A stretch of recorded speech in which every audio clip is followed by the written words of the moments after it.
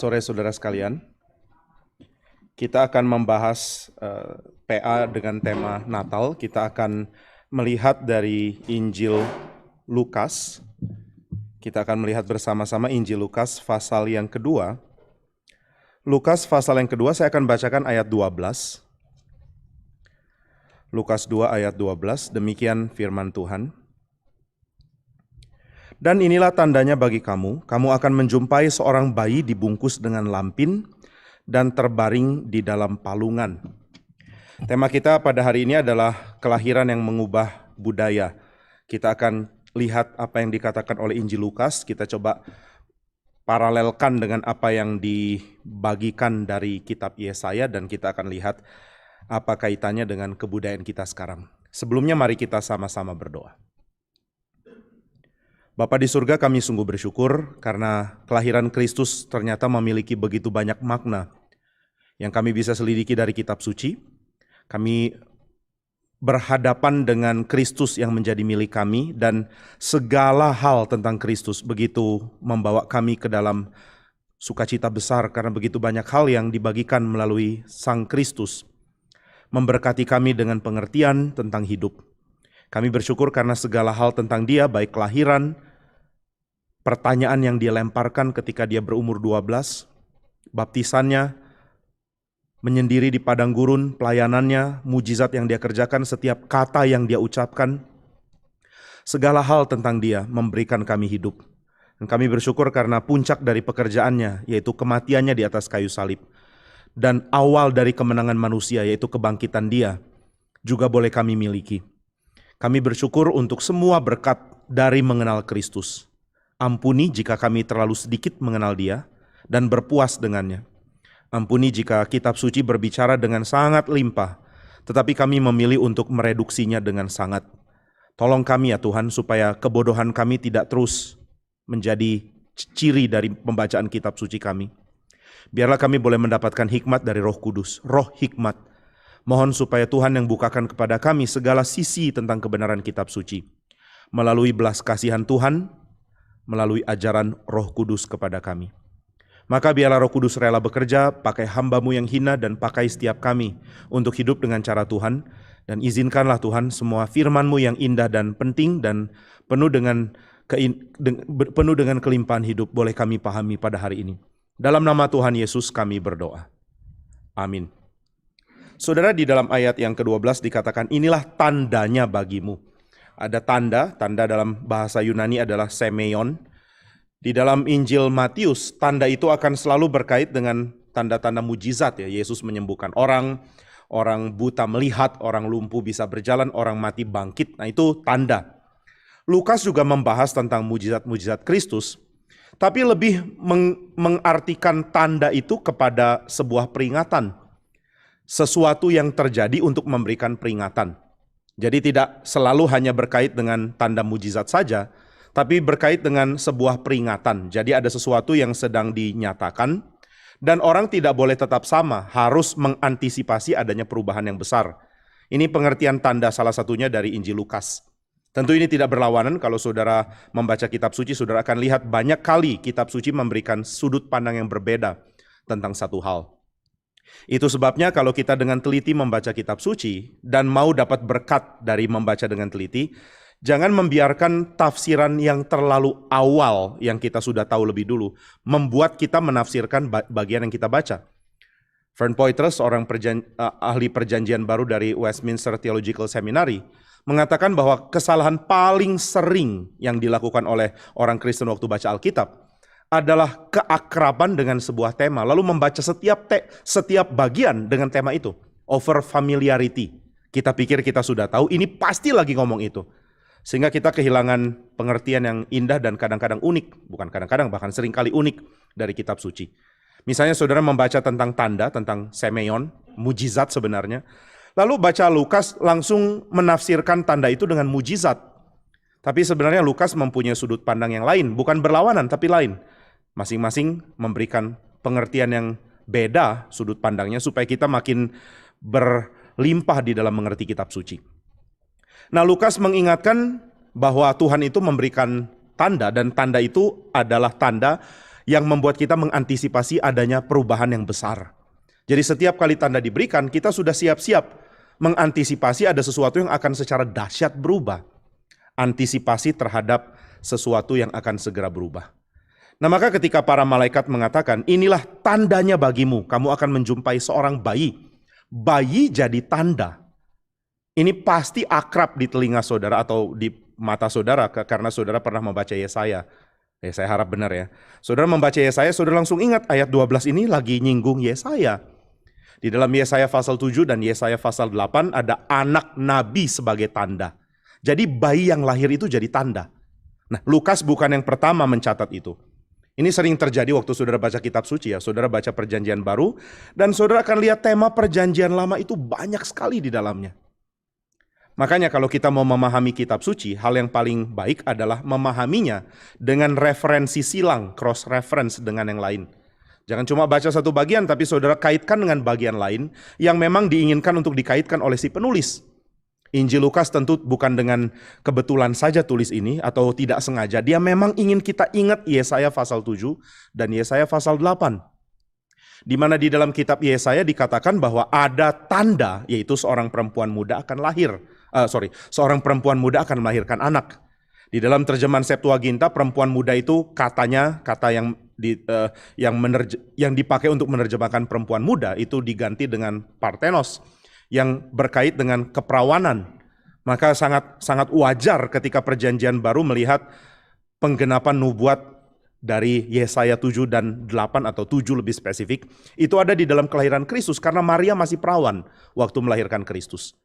Nah jadi saudara ada tanda di dalam Yesaya 7 dan Yesaya 8. Dan Lukas mengatakan lahirnya Kristus itu tanda yang sama atau menggenapi tanda dari Yesaya 7 dan Yesaya 8. Maka ketika malaikat-malaikat itu memberitakan kepada para gembala, ada tanda bahwa apa yang saya katakan itu benar, yaitu hari ini juru selamat, yaitu Kristus Tuhan sudah lahir di kota Daud.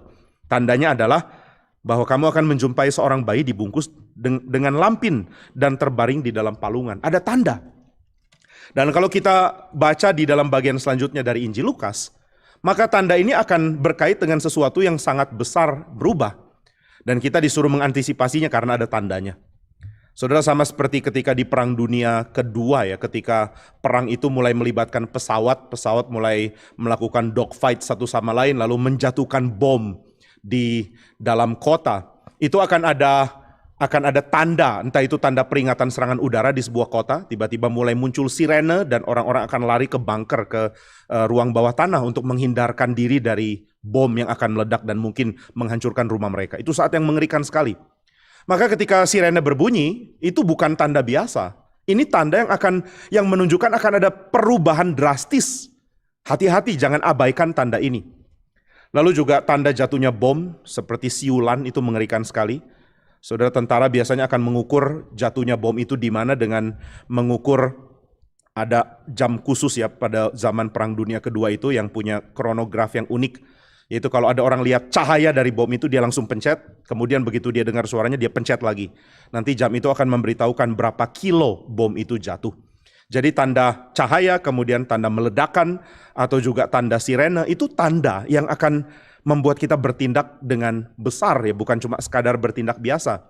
Ini bukan tanda lonceng yang biasa, ini bukan tanda ada diskon di sebuah supermarket. Ini tanda hidup dan mati. Nah ini yang dibahas oleh Lukas. Setiap kali Lukas bicara tentang tanda, selalu akan ada kaitan dengan perubahan dahsyat yang akan terjadi dan sebaiknya kamu peka lihat tanda.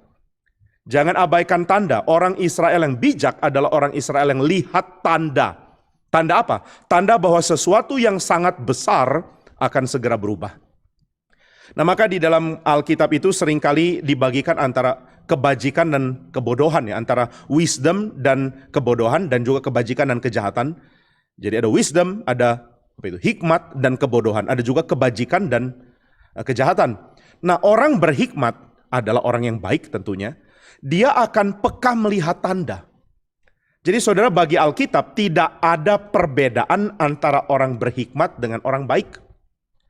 Gambaran orang baik yang polos, yang gak ngerti apa-apa, yang bodoh itu gak ada di Alkitab loh. Entah kenapa kebodohan itu seringkali dikaitkan dengan ketidakbaikan. Jadi bagi Alkitab, orang yang baik adalah orang yang berhikmat. orang yang gimana ngomongnya? Bukan cerdas ya, apa ya? Ya bijak ya, orang yang berhikmat, orang yang berbijaksana, itu pasti orang yang virtuous, orang yang baik, orang yang bajik. Jadi nggak ada gambaran yang biasanya dipahami oleh dunia sekarang tentang orang beragama, yaitu orang saleh yang nggak ngerti apa-apa. Atau mungkin orang Kristen sendiri bikin gambaran itu ya. Kalau kami rohani ya kami nggak perlu terlalu banyak mengerti hal-hal duniawi. Bahkan kadang-kadang ada orang-orang Kristen yang kuliah lalu ikut-ikutan di dalam keakraban tradisi gereja yang salah yang mengatakan kalau kamu mau serius bertuhan, jangan terlalu serius kuliah. Sehingga makin saleh mahasiswa itu makin jeblok nilainya misalnya.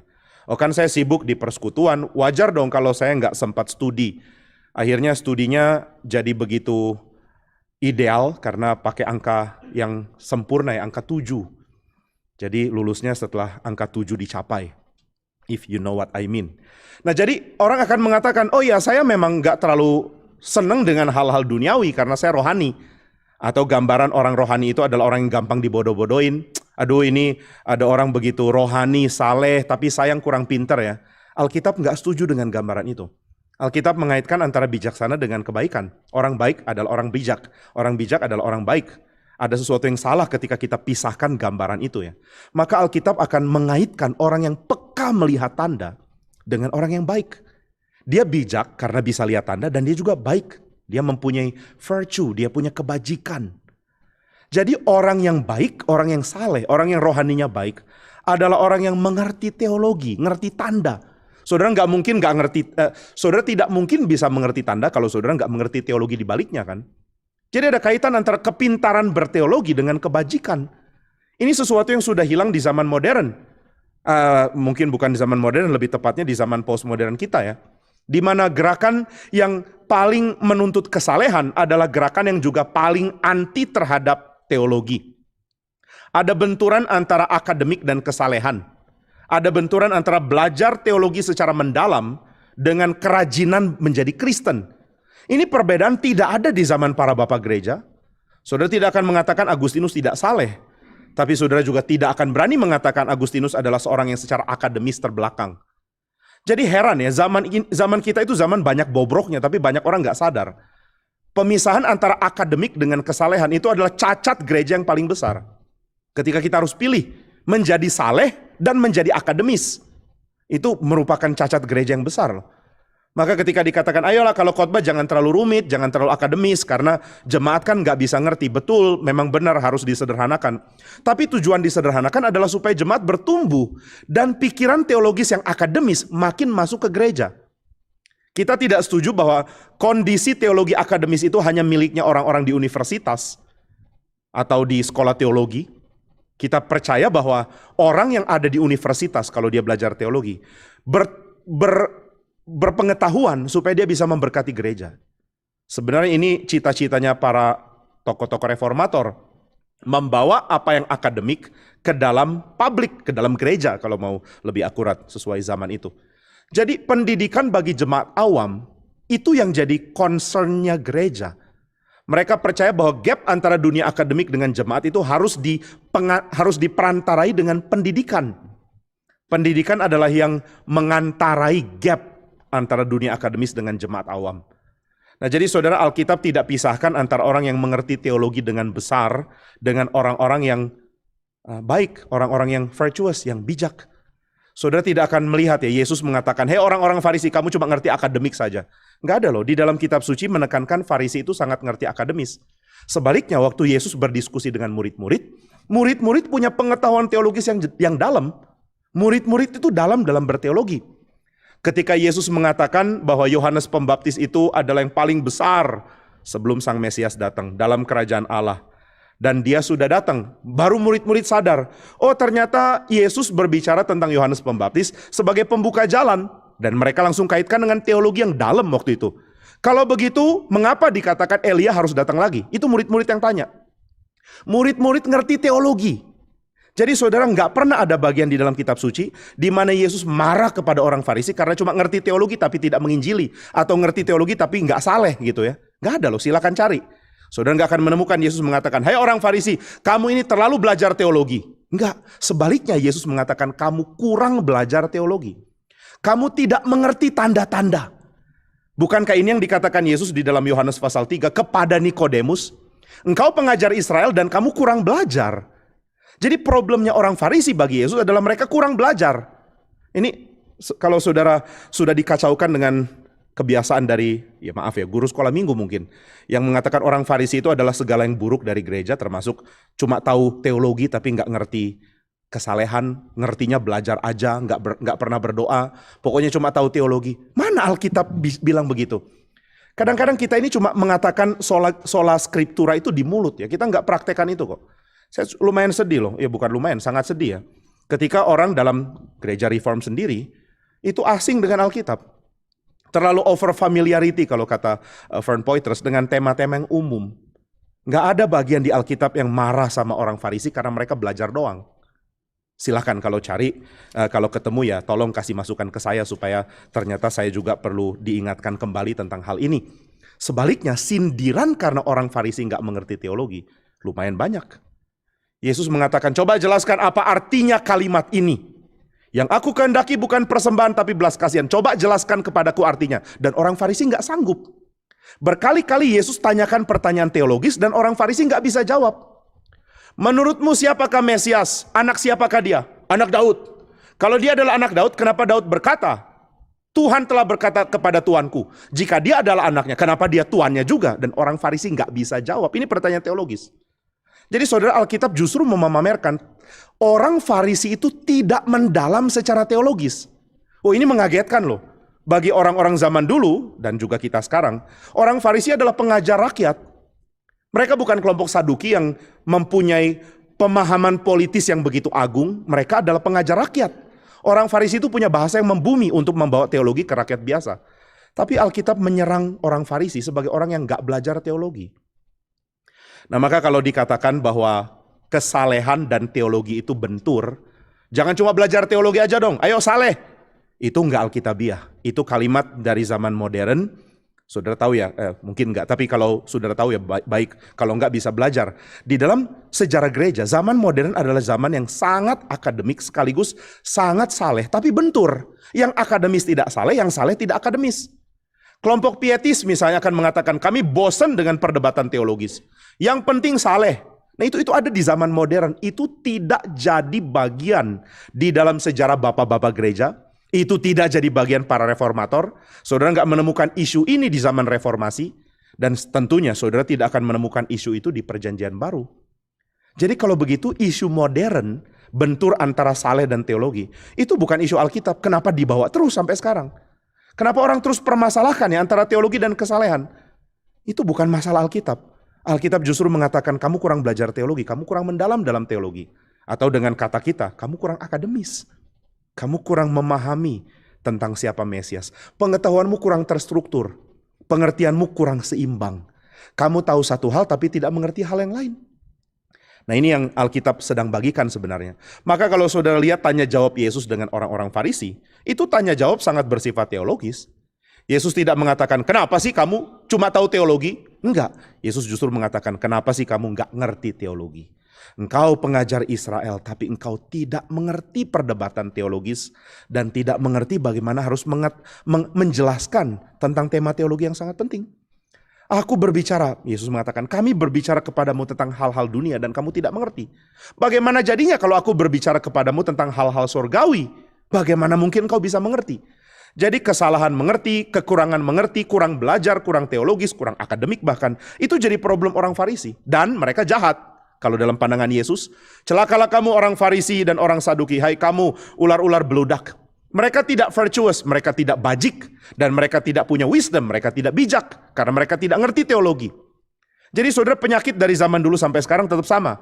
Orang yang tidak mengerti teologi adalah orang yang akan cacat kerohaniannya, dan juga akan cacat tindakannya. Saudara, saya seringkali mendengarkan atau membaca lah ya karya-karya penting dari abad pertengahan tentang teologi yang dalam. Lalu diikuti dengan nasihat spiritual yang benar-benar kena. Baru saya ngerti di dalam kerangka teologi yang tepat, ada kesadaran tentang kejahatan kita. Nah, nanti kita akan lihat tentang isu kesombongan dan itu baru bisa kita pahami ketika kita punya kerangka teologi yang baik.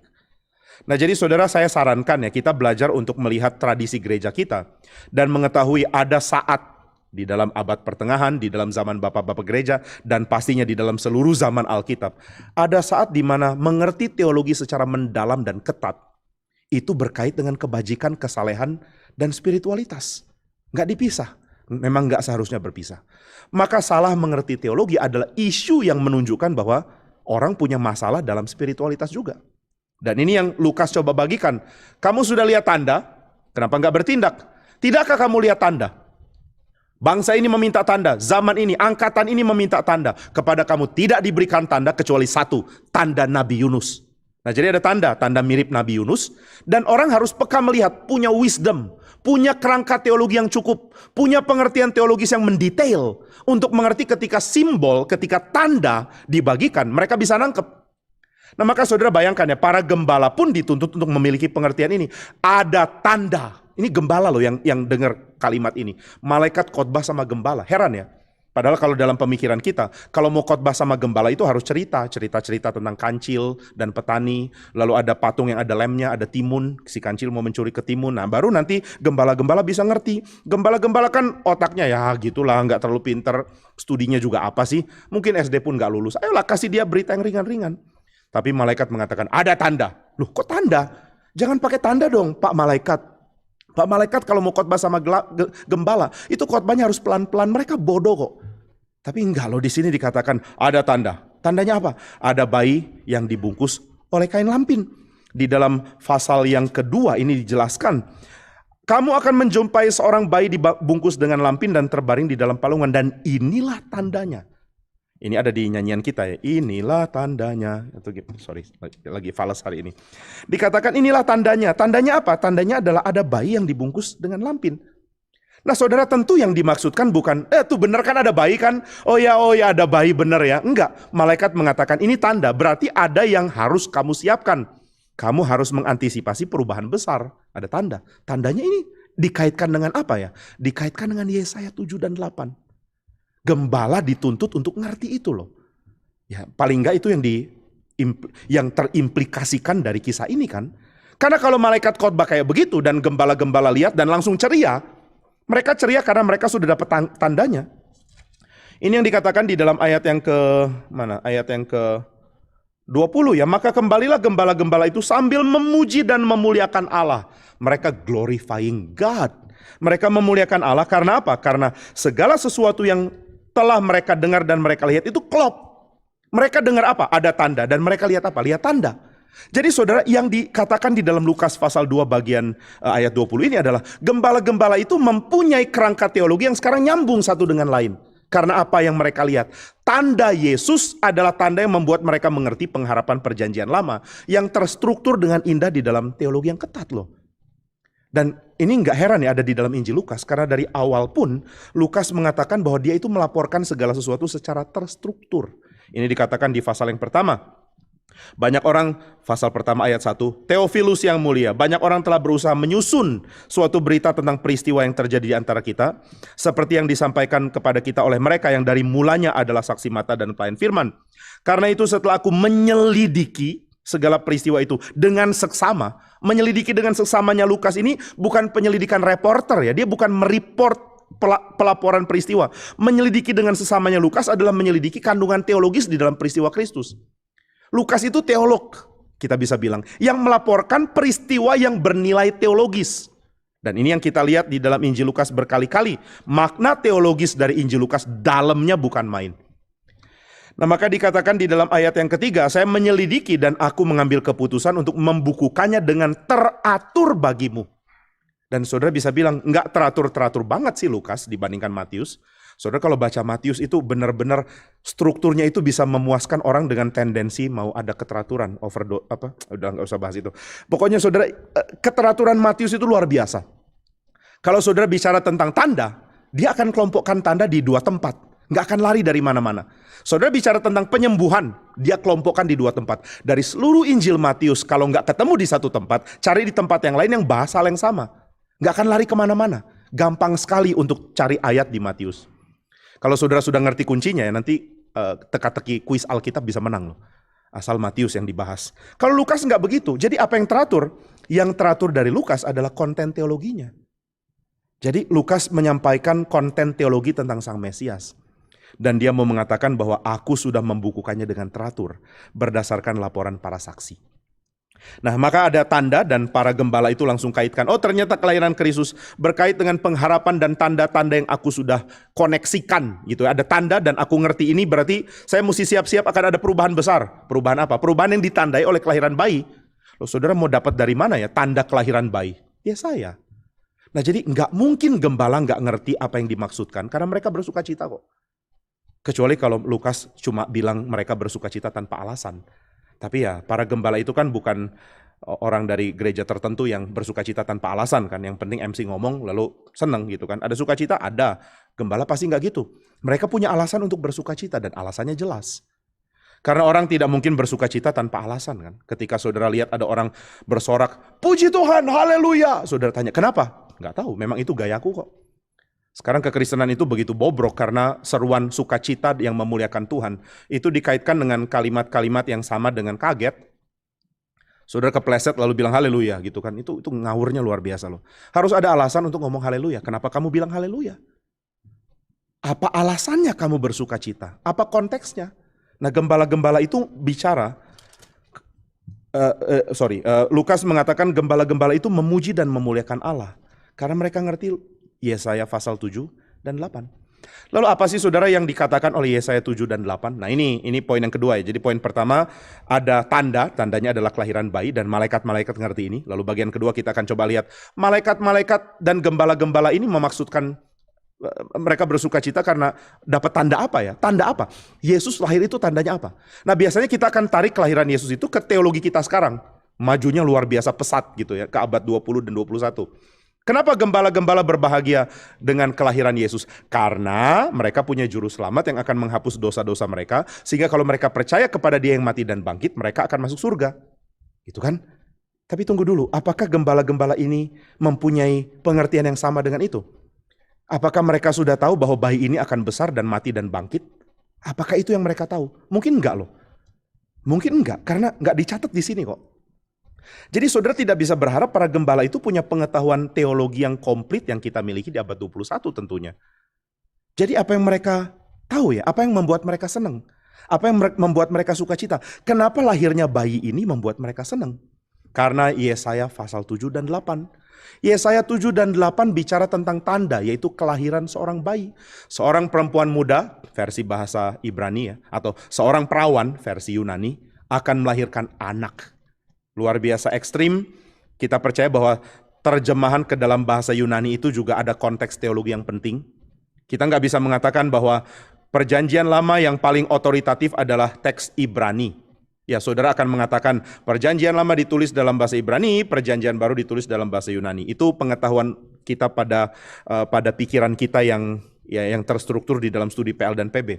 Tapi kalau kita tanya lebih dalam, para penulis perjanjian baru baca kitab PL pakai bahasa Ibrani atau Yunani? Yunani, mereka kutip bahasa Yunani. Jadi saudara harus mulai belajar juga mengakui bahwa perjanjian lama ditulis dalam bahasa Ibrani dan Yunani, Septuaginta. Saudara harus mulai belajar mengakui bahwa Septuaginta pun punya otoritas yang gak bisa disepelekan. Jadi saudara gak bisa bilang, oh bahasa Yunani dari PL-nya ngomong gini, tapi coba cari dulu bahasa Ibrani-nya apa. Pada faktanya penulis perjanjian baru kutip versi Yunani kok. Jadi kita nggak bisa bilang versi Yunani tidak otoritatif ya. Apakah berarti seluruh Septuaginta harus kita terima? Enggak juga. Tapi yang pasti adalah kutipan-kutipan dari perjanjian baru itu diambil dari versi Yunani. Nah versi Ibrani mengatakan perempuan muda melahirkan anak. Perempuan muda nggak tentu perawan. Tapi versi Yunani mengatakan ya perawan yang melahirkan seorang anak. Yang mana yang kita ambil? Ya perjanjian baru mengatakan ambil yang perawan. Loh bukannya bahasa Ibrani? Iya terserah bahasa Ibrani ngomong apa. Tapi bahasa Yunaninya ngomong itu. Dan itu yang harus kita tarik di dalam peristiwa kelahiran Kristus. Nah maka saudara di dalam Yesaya pasal 7 dikatakan ada tanda seorang perempuan muda atau perawan melahirkan seorang anak. Dan pasal 8 dikatakan anak nabi akan jadi tanda. Tanda apa? Nah ini yang akan saya bahas di bagian kedua. Saudara tanda di dalam kitab Yesaya adalah tanda yang ekstrim. Merombak sebuah antisipasi yang ternyata salah. Antisipasinya apa? Antisipasinya itu adalah antisipasi bagi kerajaan Yehuda dalam zamannya Ahaz. Kerajaan Yehuda diserang oleh kerajaan Aram, kerajaan Syria. Ini Syria bukan Assyria. Assyria itu Asyur, sedangkan Syria itu Aram. Kerajaan Aram akan menyerang dan mereka sedang berada dalam keadaan ancaman besar karena kerajaan Aram mau menyerang. Nah, saudara, di dalam keadaan pada zaman dulu, kerajaan-kerajaan besar itu Mesir, kemudian kerajaan-kerajaan di Mesopotamia dan juga Aram, itu berusaha untuk membuat seluruh bangunan kerajaan mereka, seluruh kemajuan budaya mereka, seluruh pemahaman agama mereka disebarkan lewat serangan. Jadi ada perubahan pada waktu itu, pada zaman Yesaya, ada perubahan sistem dalam berperang. Orang-orang di dalam zaman itu sekarang mulai mengantisipasi kemungkinan untuk menyebarkan kerajaannya lewat perang. Jadi ini bukan cuma sekadar merebut daerah, ini adalah perebutan pengaruh sebenarnya. Di seluruh dunia kuno, siapa paling berpengaruh? Budaya Mesirkah? Atau budaya Syriakah? Atau budaya Asyur? Atau budaya Babel? Atau budaya Persia? Maka setiap kali kekuatan militer dibangun, kekuatan itu akan menyerang dan backup berikutnya atau lapisan berikutnya yang akan maju untuk memberikan pengaruh adalah para budayawan, kalau kita mau bilang tanda kutip. Yaitu para ahli agama dan orang-orang pemikir untuk menyebarkan ide mereka tentang hidup. Jadi peperangan bukan cuma menaklukkan tentara lawan, peperangan juga menaklukkan agama lawan. Nah, ini yang kita pahami di dalam tradisi Yesaya kan. Tuhan menyatakan kemuliaanku dihancurkan oleh kehilangan Israel. Karena Tuhan gak mungkin tanpa umat. Gak ada dewa tanpa umat dalam pemikiran orang dulu. Kenapa orang menyembah Kamos? Karena Kamos punya umat yang menunjukkan kemuliaannya Kamos. Kenapa orang menyembah Baal? Karena Baal punya umat yang menunjukkan kemuliaan Baal. Begitu umatnya punah, dewanya pun gak ada lagi. Jadi gak ada kemungkinan dewa-dewa itu bertahan kecuali ada umat. Ini cara berpikir yang wajar ya pada zaman dulu. Kalau saya berperang, saya menaklukkan bangsa lain, dewaku menang atas dewa bangsa itu. Berarti saudara ada hegemoni dari kerajaan yang juga disertai dengan kekuasaan dari para dewa. Kalau satu kerajaan menaklukkan kerajaan lain, berarti dewa mereka juga superior dibandingkan dewa lain. Dan superioritas dewa satu terhadap dewa lain itu ditunjukkan dengan kebudayaan. Kebudayaan dari Syria akan menghantam Yehuda. Yehuda akan berubah cara hidupnya. Perkembangan dari arsitektur bangunannya, dari penataan kotanya, dari pembangunan baitnya. Nggak ada lagi bait Tuhan kalau Syria menang.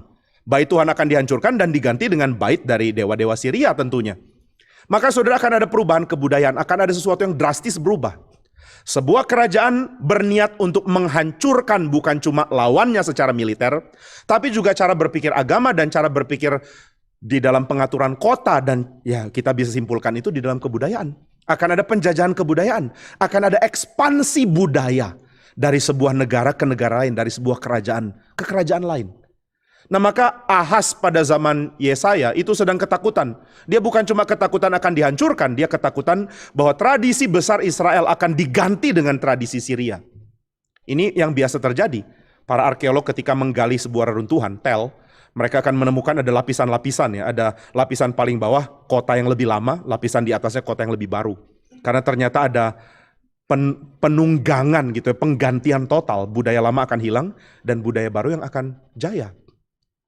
Nah, maka saudara, kita bisa melihat pada zaman itu, kalimat dari Yesaya juga mengatakan bahwa bangsa-bangsa itu punya umur gak lama.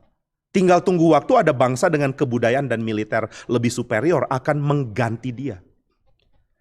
Nah, kalau sebuah bangsa punya kebudayaan yang kuat, meskipun mereka kalah secara militer, mereka bisa menyebarkannya lewat pendidikan, lewat agama, seperti yang dilakukan Yunani. Yunani ditaklukkan oleh Makedonia ketika zamannya Philip, dan dilanjutkan oleh Alexander, anaknya Philip. Yunani ditaklukkan oleh Makedonia, tapi saudara lihat, budaya Yunani yang dibawa oleh Makedonia kemana-mana. Mereka superior dalam budaya.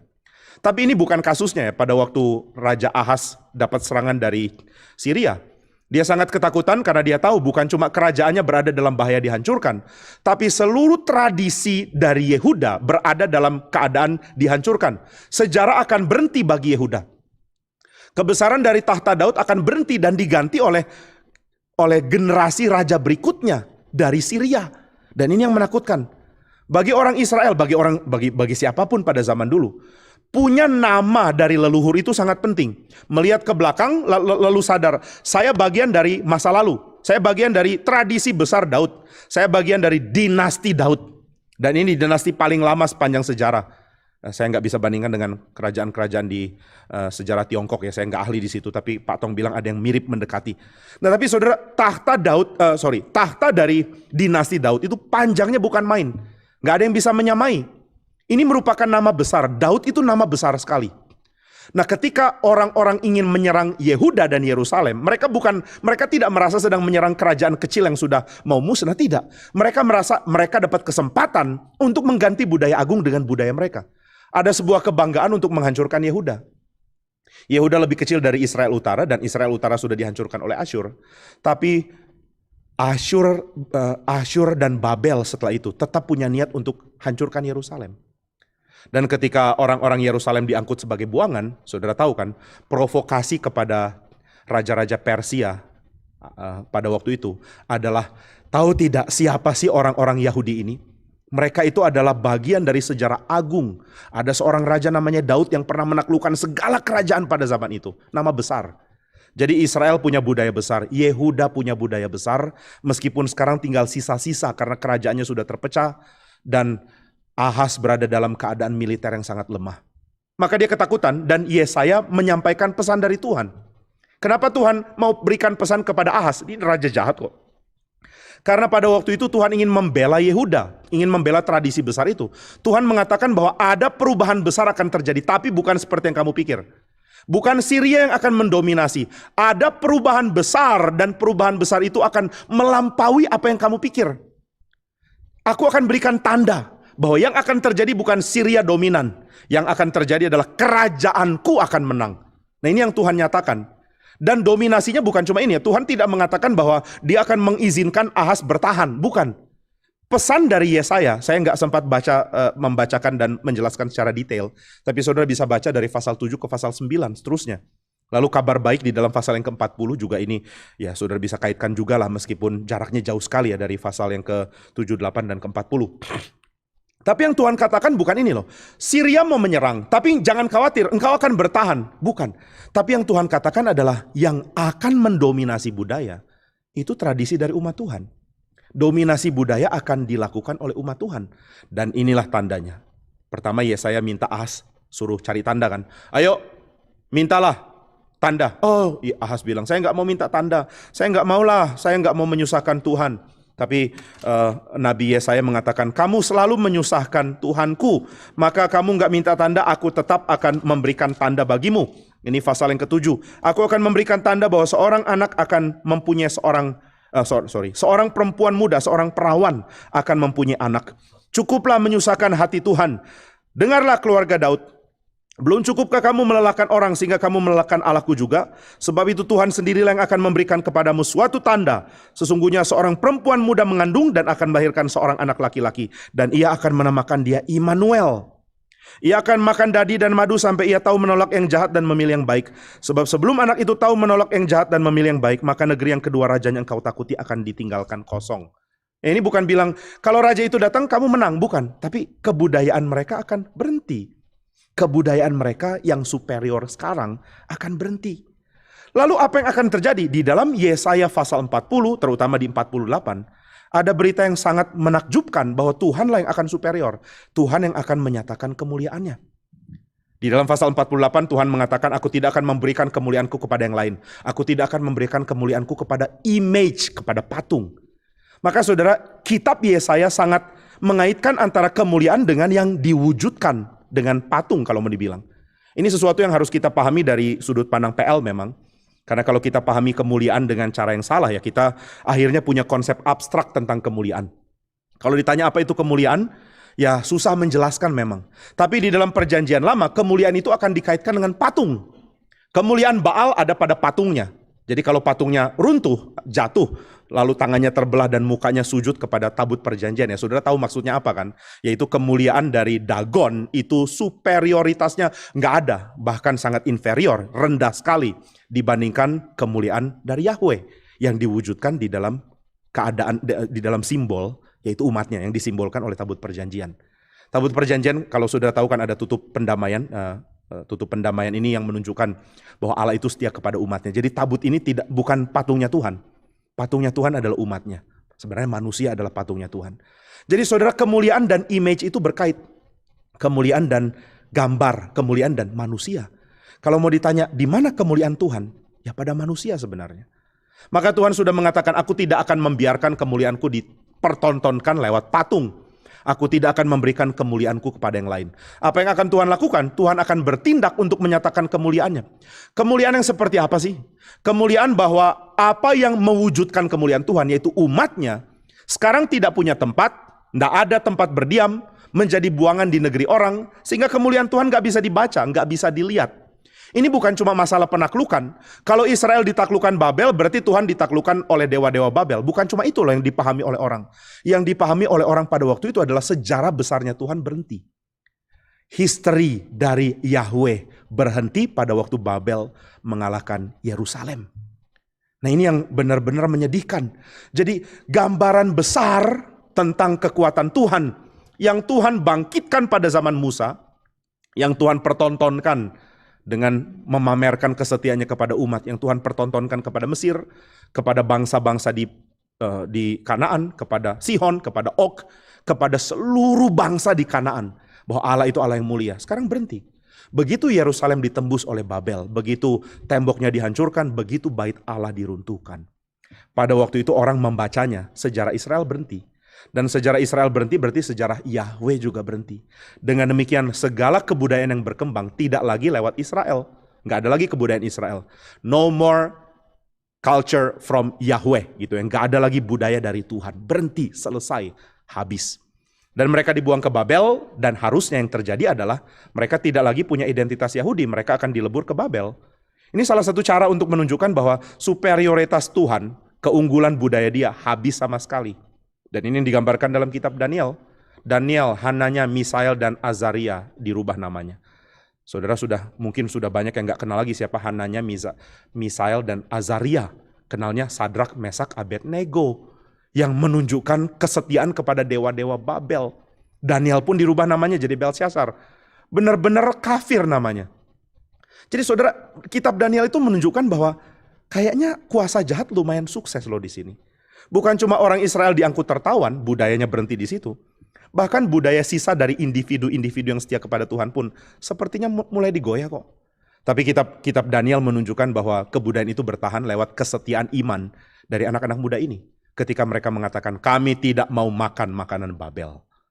Ini ya konsistensi mempertahankan identitas.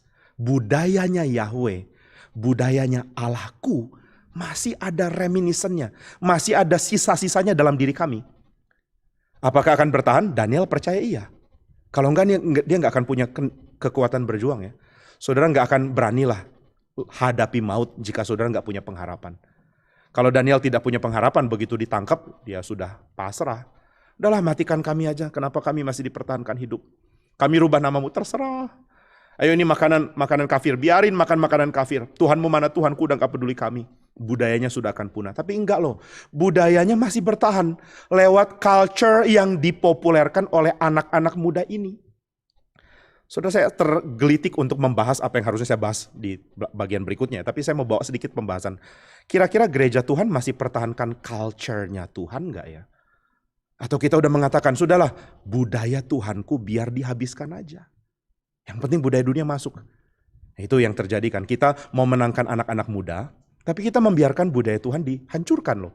Oke, nanti kita bahas lebih utuh lagi di bagian terakhir dari khotbah ini. Tapi saudara, saya mau masuk ke bagian kedua lagi, yaitu Daniel masih pertahankan budayanya Tuhan. Mempertahankan budaya dari umat Tuhan itu bukan hal main-main, luar biasa penting. Sehingga anak-anak muda ini rela kehilangan nyawa untuk pertahankan itu. Ketika dikatakan kamu harus menyembah, sujud kepada image yang dibuat oleh Nebukadnezar. Hananya, Misael, dan Azaria mengatakan, dimatikan di api paling panas pun tidak akan membuat kami menyembah ini Tuanku. Itu bukan identitas kami, itu bukan our culture. Itu bukan budaya kami, matikan kami. Tapi kami tidak akan pernah ganti kemuliaan Allahku dengan kemuliaan Babel. Kemuliaan ada pada image. Nah, itu sebabnya mereka tidak mau sujud. Mereka nggak mau sujud. Pakai musik yang akan membuat mereka tergerak untuk sujud. Tidak, mereka nggak terpengaruh sama sekali. Sehingga ketika semua sujud, mereka masih berdiri. Repotnya cara menyembah itu selalu sujud. Ya. Jadi mereka kelihatan loh. Kalau cara menyembah loncat-loncat, seperti yang dibiasakan oleh beberapa kelompok saat ini, mereka aman. Mari loncat-loncat di depan dewa. Mereka loncat-loncat, Sadrak, Mesak, Abednego tetap tenang dan gak ada yang tahu. Tapi karena cara menyembahnya sujud, ya mereka ketahuan. Maka saudara di tempat ibadah yang loncat-loncat, gak ketahuan loh mana yang setia dan mana yang kacau. Yang itu maksa. Nah, maka saudara, ketika Hananya, Misael, dan Azaria ditangkap dan mau dibinasakan, mereka gak mau rubah. Kadang-kadang kita pikir ngotot banget sih untuk sesuatu yang sekunder. Ini bukan sekunder. Budaya tidak pernah dipandang oleh Alkitab sebagai sesuatu yang sekunder. Musik oleh Alkitab tidak pernah dipandang sebagai sesuatu yang sekunder. Ini yang kita nggak ngerti kan? Saudara, apakah kita nggak sadar ya kalau musik itu harusnya diperjuangkan dengan berani? Nggak, kita nggak sadar karena kita bilang musik itu sekunder.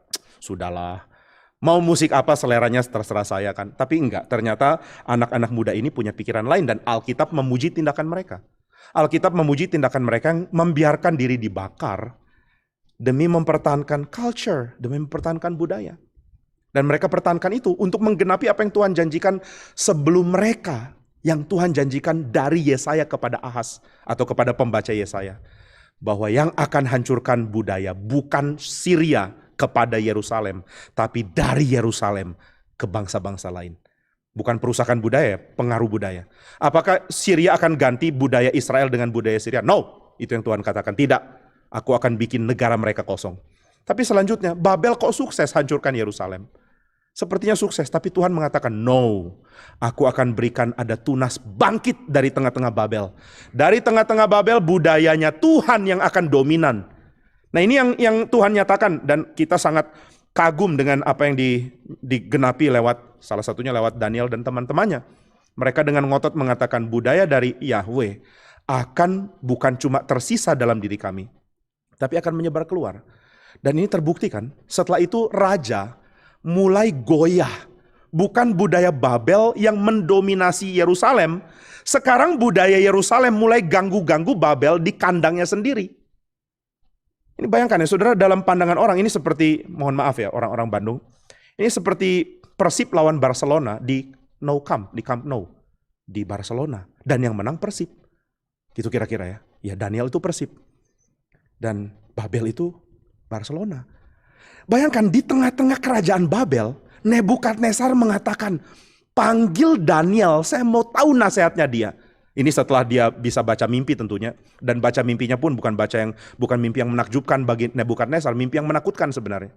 Lalu setelah itu Nebukadnezar mengatakan, aku sudah mau mengakui sekarang bahwa Allahnya Daniel itulah Allah. Saudara, mengakui Allah itu inti culture. Dalam zaman dulu budaya dan Allah itu satu. Penyembahan dan budaya itu satu, nggak bisa dipisah. Zaman sekuler mengganti ilah yang normal dengan ilah-ilah yang ada di pasar, tapi ya tetap sama ya, penyembahan. Jadi nggak ada budaya yang lepas dari penyembahan sebenarnya. Nah maka saudara sekalian, Daniel melakukan sesuatu yang benar-benar menakjubkan kalau saudara baca Daniel dengan teliti. Ini apa ya? Kok bisa sih di tengah-tengah kerajaan terkuat pada zaman itu, di hadapan seorang raja yang paling besar, yang kuasai begitu banyak raja-raja lain, yang raja-raja lain itu jadi budaknya dia, yang dia bisa potong tangannya kalau dia mau, yang dia bisa permalukan, dia bisa bunuh kapanpun. Ini raja-raja lain, dan raja-raja lain menunjukkan bahwa budaya mereka sudah berakhir, sudah ditelan oleh budaya Babel. Tapi ada satu kerajaan yang gak bisa ditelan kebudayaannya, dan kebudayaan ini mulai menunjukkan diri. Pengaruhnya mulai membesar, sehingga Nebukadnezar harus mengatakan, saya tidak berasa budaya Babel superior. Saya tidak rasa budaya kami bisa bertahan. Kamu harus dengar Allahnya Daniel. Dan saudara, ketika Belshazzar menolak Tuhan, ternyata budaya mereka dihancurkan oleh Persia. Dan Persia tidak mempunyai kekuatan untuk mencegah pengaruh dari orang Yahudi muncul. Saudara bisa lihat bagaimana kisahnya di dalam kitab Esther kah? Atau di dalam Nehemia, bahwa pemimpin-pemimpin yang cuma sedikit jumlahnya dari kalangan Yahudi, pengaruhnya luar biasa besar. Mereka bisa membagikan teologi, hikmat, dan kebajikan mereka, virtue mereka. Sehingga kebudayaan Israel nggak pernah mati ternyata. Dengan dijajah, mereka tidak kehilangan identitas dan tradisi. Dengan dijajah, mereka tidak kehilangan seruan kepada Tuhan yang membentuk budaya yang mekar di tengah-tengah penjajahan. Kalau kita lihat zaman dulu dan bandingkan dengan kekristenan sekarang, kita benar-benar malu ya. Kita ada di dalam keadaan yang lumayan kuat kok. Kita bukan minoritas tertindas seperti apa. Orang Kristen di Indonesia sangat kuat. Kekristenan berhak mengatakan negara ini adalah negara yang dimana kami berhak ada di dalamnya. Kalau Islam mengatakan, Kristen kan munculnya belakangan. Itu salah ya. Kristen sudah masuk abad 8. Meskipun gak berkembang terus. Lalu kemudian pada zaman Belanda masuk lagi. Kekristenan berhak untuk mengklaim negara ini menjadi negara di mana kita boleh berbagian di dalamnya. Ini negara bukan negara Islam. Ini negara bukan negara Hindu. Ini negara bukan negara Buddhis. Ini negara bukan negara Kristen. Ini negara milik Kristen, Islam, Buddhis, Hindu. Dengan sama hak bagi semua orang beragama ini. Kalau kekristenan berhak ada di negara ini. Berhak mempengaruhi konstitusi untuk mengingat dan memperhatikan hak beribadah kita. Maka kenapa kita bertindak lebih parah dari orang-orang di dalam zaman Babel ya? Kenapa kita begitu mudah untuk kehilangan ciri budaya? Kita nggak punya lagi kekuatan untuk menyatakan kami menyembah Tuhan. Lihat budaya kami, lihat culture kami. Udah nggak ada. Karena culture kami dengan culture lain sama aja. Nggak bisa kelihatan bedanya. Kasihan sekali. Nah maka saudara, kekuatan dari budaya Israel yang Tuhan izinkan bertahan di tengah-tengah penjajahan, akhirnya akan menyeruak lewat Yesaya pasal 48. Ketika Tuhan mengatakan, aku akan bertindak. Aku tidak akan membiarkan lagi namaku dipermalukan. Kaitan apa sih nama dipermalukan dengan dijajah? Kaitannya adalah tidak ada lagi budaya Tuhan sekarang. Kalau saudara mau tahu ya, dalam pengertian perjanjian lama, budaya itu harus identik dengan apa? Yang pertama harus identik dengan tanah dong. Ini budaya tak bertanah loh. Budaya penyembahan kepada Yahweh adalah budaya tak bertanah. Lalu yang kedua, nggak ada bait. Ini budaya tak berbait. Tak berkuil, nggak ada pada zaman itu. Orang bisa mengakui adanya dewa tertentu atau ilah tertentu atau Allah atau Yahweh diakui sebagai Allah. Kalau nggak ada bait, mana tempelnya, mana kuilnya? Apakah orang Israel boleh bangun kuil di Babel? Nggak bisa, kalaupun boleh. Kalau Nebukadnezar atau Koresh mengatakan silakan orang Israel bangun kuil di sini, orang Israel akan mengatakan nggak bisa, itu abomination, itu penghinaan kepada Tuhan kami. Kuil atau bait harus dibangun di Temple Mount. Harus dibangun di Yerusalem. Itu sebabnya kalimat Koresh itu begitu menggugah ya. Dia mengatakan siapapun yang termasuk dari umat Tuhan, silakan kembali ke Yerusalem, bangun kuil untuk Allahmu. Berarti dia tahu kuil hanya bisa dibangun di situ. Berarti saudara, sebenarnya izin dari pemerintah kerajaan pada waktu itu untuk Israel bangun tempel di tengah-tengah Persia atau Babel itu sangat mungkin diberikan loh. Kenapa nggak ada tempel di situ? Nggak boleh. Bangun sinagog boleh, bangun rumah doa boleh, tapi bukan kuil, bukan bait. Karena bait hanya boleh di Yerusalem. Jadi saudara, syaratnya gede ya. Ayo orang Israel mau beribadah, nggak bisa. Kami cuma bisa beribadah di Yerusalem. Ya udah, pulang. Koresh suruh mereka pulang. Kengototan dari Tuhan, zilnya Tuhan. Zil kita udah bahas di hari Senin, nggak diulangi lagi. Zilnya Tuhan itu bikin kerajaan-kerajaan menyerah. Ya sudahlah kalau gitu, silakan pulang. Dan kamu bangun tradisi budayamu yang dulu pernah ada. Sekali lagi dibangun. Dan saudara, nggak pernah ada kerajaan yang sudah dihancurkan seperti Yerusalem, seperti Israel, yang bisa bangun lagi kebudayaannya, lalu nyambung. Pasca pembuangan itu sambungan dari pra pembuangan. Tahta yang dilanjutkan itu tahta Daud. Imamat yang dilanjutkan itu imamat Lewi. Atau kalau mau lanjutkan yang lebih besar ya, imamatnya Melkisedek. Janji yang diteruskan itu janji Abrahamik. Ini tradisi budaya yang pernah mati, tapi sekarang hidup lagi. Inilah namanya kebangkitan dari kematian loh saudara, secara kebudayaan. Benar-benar Tuhan bangkitkan Israel dari kematian. Dan ini yang Tuhan wujudkan ke dalam individu-individu orang percaya kita. Sekarang, waktu kita percaya Kristus, suatu saat kita akan bangkit lagi. Tuhan membangkitkan budaya yang pernah mati, nggak pernah terjadi dalam sejarah manapun. Silakan saudara baca, tidak ada sejarah yang pernah mati lalu bangkit lagi, seperti Israel. Kalau saudara bilang ada, silakan paralelkan, saudara akan temukan perbedaan yang sangat besar. Nah maka saudara, kerajaan ini kerajaan yang aneh, yang unik, yang luar biasa. Sudah pernah mati, sudah pernah hancur, dibuang dan dibuat kacau budayanya. Itu jelas sekali di dalam strategi Nebukadnezar. Dari Asyur dan Nebukadnezar lakukan itu. Dan mereka bertahan. Mereka boleh kembali dan mereka melanjutkan bait yang sama. Melanjutkan tradisi ibadah yang sama. Melanjutkan tradisi penantian Sang Mesias yang sama. Seperti nggak terjadi apa-apa. Pernah hancur tapi kemudian bangkit lagi. Nah maka saudara, ada tujuan kenapa Tuhan lakukan ini. Yesaya 48 sudah mengatakan karena Tuhan bertindak. Tuhan sudah bosan dipermalukan, kira-kira begitu. Dan sekarang Tuhan akan bertindak memulihkan kemuliaannya. Apa itu pemulihan kemuliaan? Saudara, pemulihan kemuliaan berarti pemulihan umat. Karena kemuliaan diwujudkan lewat umat. Kenapa lewat umat? Karena itu image-nya Tuhan. Sama seperti bangsa-bangsa lain punya dewa yang kemuliaannya dinyatakan lewat patung. Demikian Tuhan menyatakan kemuliaannya lewat patung, lewat gambarnya, gambar dan rupanya yang sudah jadi umatnya, yaitu Israel. Maka saudara, Tuhan yang bertindak, Tuhan katakan, Tuhan akan membuat kebudayaan akan flourish, akan berkembang lagi. Dan kali ini bukan cuma berkembang, tapi akan menghantam yang lain. Ini pembalikan dari apa yang Ahaz takutkan. Nanti Syria akan hancurkan kami dan budaya kami habis. Dan sepertinya terjadi pada zaman Babel menghancurkan Yerusalem. Tapi Tuhan mengatakan, aku akan mengerjakannya. Aku akan membangkitkannya. Aku akan menunjukkan kemuliaanku untuk dikenal oleh seluruh bumi ini. Maka saudara, ketika dikatakan kemuliaan Tuhan akan menyebar ke seluruh bumi, di Yesaya 40 dan Yesaya 48 mengulangi hal ini. Ketika dikatakan bahwa seluruh bumi akan penuh kemuliaan Tuhan, itu berarti seluruh bumi akan penuh image-nya Allah. Jadi jangan pikirkan kemuliaan itu berarti ada api nyala-nyala di seluruh bumi, atau kemuliaan itu berarti ada awan-awan, seluruh bumi penuh kabut. Itu enggak terlalu menyenangkan ya. Tapi kemuliaan Tuhan memenuhi bumi, itu artinya adalah umat akan penuhi bumi. Dan kalau umat penuhi bumi berarti budayanya akan mendominasi di bumi. Budaya penyembahan kepada Tuhan akan mendominasi bumi. Aku bertakhta di bulatan bumi, kata Tuhan di dalam Yesaya 40. Bulatan bukan berarti bumi bulat ya. Bulatan maksudnya baik darat, laut, dunia orang mati dan sorga. Itu Tuhan yang bertakhta.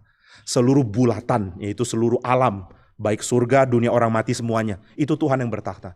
Loh, kalau Tuhan bertakhta di semua, berarti di seluruh permukaan bumi, di darat, di antara bangsa-bangsa, Tuhan juga akan bertakhta. Iya. Dan ini yang orang Israel pahami. Ada tandanya adalah kebudayaan Tuhan akan mendominasi. Kapan kebudayaan itu mendominasi? Alkitab mengatakan tandanya adalah anak akan lahir. Anak akan lahir. Dan gembala-gembala tentu adalah kelompok yang sangat ingin juga kebudayaan Tuhan dipulihkan.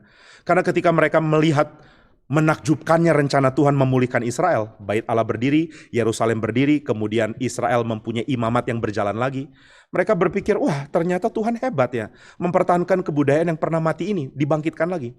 Tapi di dalam waktu yang berjalan mereka merasa kayaknya kami gak hidup juga, seperti gak bangkit. Karena kami tidak mendominasi apapun sekarang. Sekarang pajak ditentukan oleh Kekaisaran Roma. Kami diberikan raja yang dari Edom. Saudara, zamannya Alexander Janneus, sebelumnya ada Yohanes Hyrcanus, itu sudah menaklukkan Edom. Hyrcanus menaklukkan Edom. Alexander Janneus menetapkan bahwa orang-orang Edom boleh menjadi bagian dari Israel kalau mereka mau disunat dan menjadi orang-orang yang menjalankan kebudayaan dan tradisi Israel. Jadi Edom itu bukan bagian Israel kan? Tapi kenapa raja muncul dari keturunan Edom? Karena relasi yang dekat dengan Julius Caesar yang dimiliki oleh ayahnya Herodes. Kemudian ada relasi yang dekat antara Herodes dan Octavian. Sebelumnya dengan Mark Antony ya. Tapi kemudian Mark Antony dikalahkan Octavian. Dan Herodes dengan lihai pindah. Sekarang dia jadi pro kepada Octavian. Kepada Agustus. Lalu Agustus mengangkat dia menjadi pemimpin di daerah Israel. Untuk menjadi pemimpin yang pro Roma, menjadi raja boneka. Jadi orang Israel merasa ya kami kok nggak lihat kebangkitan itu terlalu berdampak. Kami nggak melihat ada kebangunan. Memang kami pulih, bait Allah sudah berdiri, Yerusalem punya tembok. Tapi lebih dari itu nggak ada apa-apa, mereka tetap kosong. Maka saudara, sebenarnya hari Natal itu hari yang akan sangat dimengerti oleh orang Yahudi. Harusnya yang merayakan Natal itu Yahudi. Mari kita undang orang Yahudi nyanyi Malam Kudus, pasang lilin, lalu mengatakan pengharapan kami sudah tiba. Karena orang Kristen gak mau belajar dari perjanjian lama, gak ngerti apa itu pengharapan. Natal ya hura-hura lah, atau ya paling gak nyalain lilin. Natal itu berarti ada kasih yang dibagikan. Itu banyak sekali ungkapan-ungkapan yang abstrak, yang gak tahu artinya apa. Natal adalah hari penuh kasih. Maksudnya apa tuh? Ya harusnya di hari Natal kita mengasihi. Hari lain enggak ya? Hari lain juga, tapi Natal lebih lagi. Kita mengasihi dengan kue, bagi-bagi kue, bagi hadiah, tukar kado. Tukar kado kan serunya di hari Natal ya. Masa Jumat Agung tukar kado? Kayaknya kurang memaknai Jumat Agung. Tukar kado. Tukar kado itu hari ceria Natal. Kenapa Natal hari ceria? Kenapa Natal hari ceria? Karena Yesaya sudah ngomong 700 tahun yang lalu sebelum Yesus lahir. 2700 tahun sebelum kita. Dia udah ngomong tanda Tuhan akan mendominasi kebudayaan adalah ada anak lahir dari seorang perawan. Ada bayi Ini satu-satunya kali bayi jadi tanda loh. Simpson lahir memang jadi tanda, Tuhan sudah utus malaikat untuk bicara ke orang tua Simpson. Kelahiran anak ini sudah dinubuatkan. Tapi nggak pernah dikatakan Simpson adalah bayi yang menjadi tanda. Bayi siapa lagi yang dicatat? Ya, Abraham nggak dicatat waktu bayi kan. Abraham dicatat udah kakek-kakek, udah engkong. Lalu siapa lagi yang dicatat lahirnya? Musa. Nah, ini Musa jadi bayi yang lumayan agak mirip dengan Yesus. Karena dia juga jadi tanda. Tanda apa? Tanda bahwa Tuhan akan bebaskan umatnya. Mirip ya. Nah, maka saudara, ketika para gembala melihat bayi Yesus, apalagi sudah dikasih intro. Kalau nggak dikasih intro ya nggak ada ya. Mereka lihat bayi lalu bilang, oh how nice, lucu loh bayinya bu. Ini ada sedikit uang persembahan, paling itu aja. Tapi saudara, karena sudah ada intro dari malaikat, kamu tahu tanda. Seorang anak jadi tanda tahu, dan gembala-gembala herannya tahu. Yaitu kita bisa asumsikan dari baca teks Lukas ini kan. Kalau gembala nggak tahu ya membingungkan ketika mereka lihat. Mungkin malaikat harus mendampingi lagi lalu ingatkan. Hei, udah ngerti belum? Belum. Ini bayinya, ini tandanya. Ah, tanda apa ya Mal? Masa kalian nggak ngerti? Enggak belum. Pernah baca Yesaya? Pernah, tapi agak-agak lupa.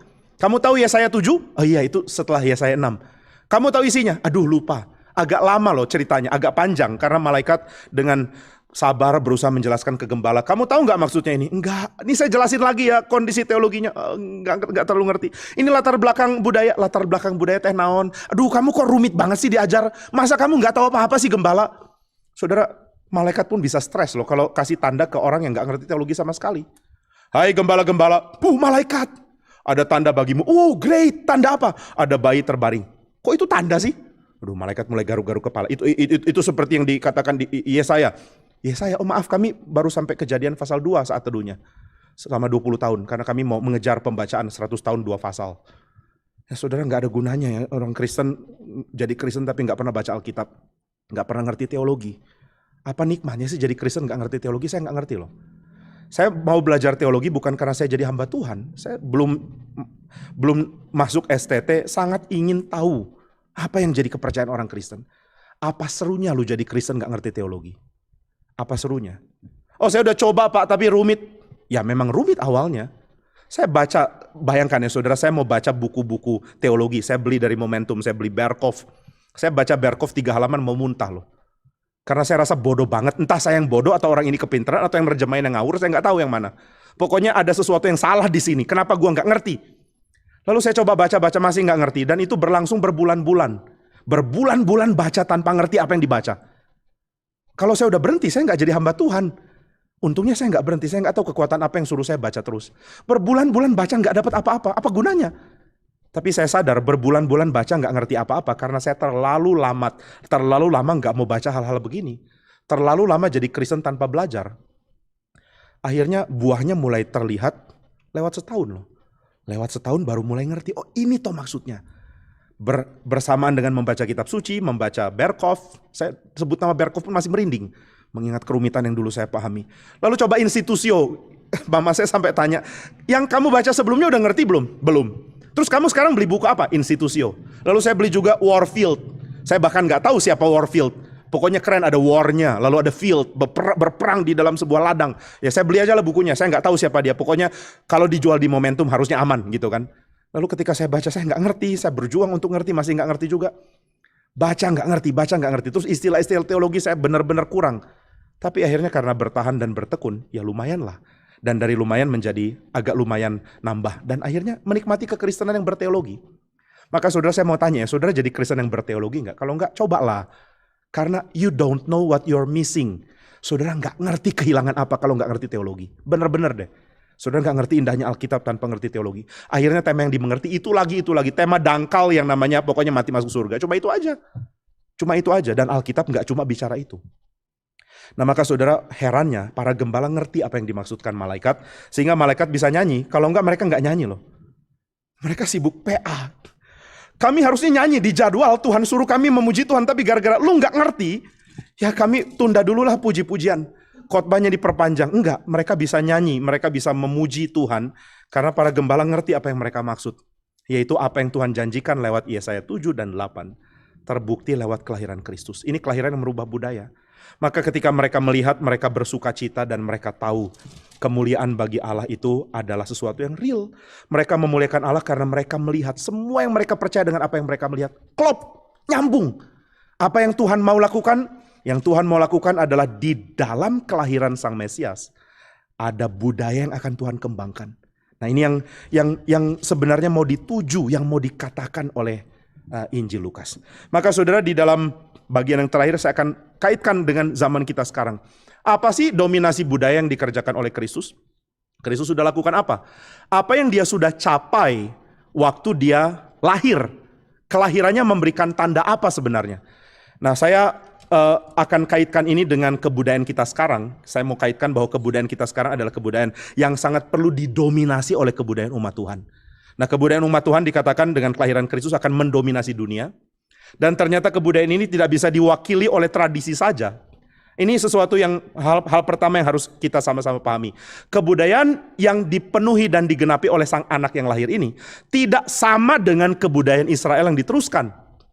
Kebudayaan yang akan diteruskan oleh Kristus yang akan disebarkan ke seluruh bumi adalah kebudayaan yang menggenapi kebudayaan Israel. Jadi kebudayaan Israel dipuncakkan, digenapi dengan kelahiran sang anak ini. Dan dari situ baru kebudayaan ini akan menyebar. Maka saudara, kebudayaan yang akan disebar adalah kebudayaan yang digenapi dulu, bukan Israel disebar. Nah, ini yang dipahami oleh Paulus. Paulus, kalau saudara baca di Kisah Rasul, sangat ngerti hal ini. Tidakkah kamu tahu bahwa yang kami sebar adalah kebudayaan Israel yang sudah digenapi oleh Sang Mesias? Ini kebudayaan akan dibawa ke seluruh daerah, ke seluruh bangsa. Dan inilah yang nanti akan mendominasi. Dominasi di dalam budaya yang baru. Nah, maka saudara, Israel bukan yang akan mendominasi seluruh kebudayaan. Ini yang tidak dimengerti oleh rasul-rasul yang melawan Paulus. Mereka mengatakan, loh kalau begini ya kami bawa budaya Israel keluar dong. Itu orang-orang Korintus katanya sudah percaya Yesus, disunat aja dong. Nah, maka saudara, saya mau tanya ya, saudara ngerti nggak kenapa Paulus melawan sunat? Saya mau uji saudara ya, nanti kapan-kapan kalau ketemu saudara jemaat GRI Bandung, saya mau tanya, saudara sudah ikut PA ini, saya mau tanya, kenapa Paulus larang orang disunat? Kenapa nggak boleh disunat? Kenapa nggak boleh ikut budaya Yahudi? Kalau saudara jawab, karena itu berarti menambah perbuatan untuk Injil. Salah, bukan itu jawabannya. Kan Injil nggak boleh ditambah perbuatan. Benar, tapi bukan itu alasan Paulus marah. Kenapa dia melawan mati-matian? Kenapa nggak boleh sunat? Karena kebudayaan yang akan menyebar bukan kebudayaan Israel sebelum digenapi. Kebudayaan yang disebarkan adalah kebudayaan pasca Mesias datang. Jadi saudara, Israel belum genap budayanya. Dia menantikan digenapi oleh Sang Kristus hadir. Dan ketika Sang Kristus hadir, budaya Israel menjadi genap, di mana janji Tuhan kepada Adam, kepada Hawa, ya janji lewat kutukan kepada ular ya. Janji yang Tuhan nubuatkan di Kejadian 3. Janji yang Tuhan nyatakan lewat garis keturunan Set. Janji yang Tuhan berikan kepada Nuh. Janji yang Tuhan nyatakan kepada Abraham. Janji yang Tuhan nyatakan kepada Ishak, kepada Yakub, kepada Israel. Ini semua akan digenapi dulu. Setelah semua digenapi baru akan menyebar. Nah, maka inilah yang Paulus perjuangkan. Budaya genap itu bukan budaya Israel. Budaya genap di dalam Kristus itu budaya yang melibatkan Israel tapi tidak sama dengan Israel. Apakah budaya perjanjian lama ada di dalamnya? Iya, tapi bukan seluruhnya budaya Israel. Nah, maka saudara, kontra budaya itu yang jadi tema Kisah Rasul. Bukan cuma masalah Injil ya. Saya sedih sebenarnya lihat banyak orang Kristen baca Alkitab tapi ya menggemakan tema yang itu lagi. Mari bertumbuhlah.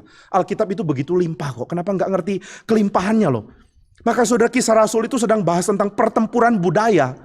Budaya mana yang akan memenuhi seluruh bumi? Yang pasti bukan budaya Israel doang. Harus ada kegenapannya di dalam Kristus. Apakah budaya Kristus dan Israel bentur? Enggak bentur, itu maksud Paulus. Tapi budaya Israel itu adalah part of, bagian dari budaya Kristus. Budaya di dalam kerajaan Sang Kristus. Kenapa part of? Paulus mengatakan beberapa argumen.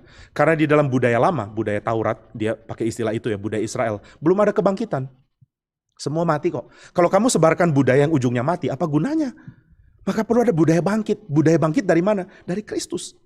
Nah saudara, apakah ini juga jadi isu untuk sekarang? Iya. Saudara bisa kembangkan kebudayaan model apapun, tapi tetap itu kebudayaan berujung mati kok. Nggak ada kebudayaan bangkitnya.